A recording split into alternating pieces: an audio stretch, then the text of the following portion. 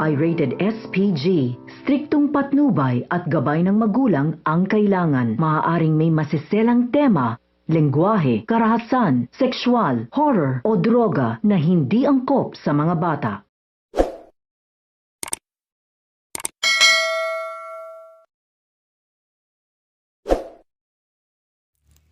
Narito ang ating aabangan ngayong Lunes sa Born to Shine. Nang makita ni Jenny si Dara, agad niya itong nilapitan para kamustahin.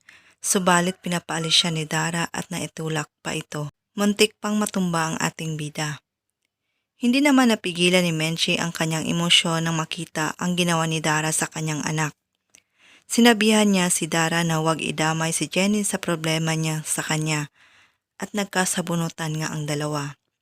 Samantala, magjujuwit sina Jenny at Nate sa bagong compose na kanta ni Nate at mabibidyuhan nga sila.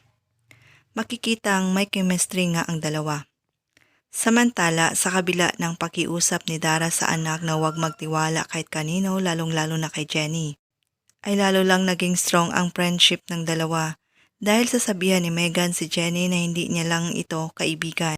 Para na rin umano nahanap niya ang kanyang long-lost sister.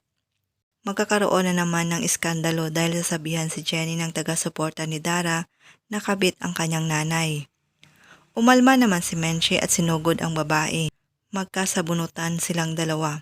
Sinubukan naman ni Perry na awatin si Menchie, pero aksidenteng naitulak ni Menchie ang asawa.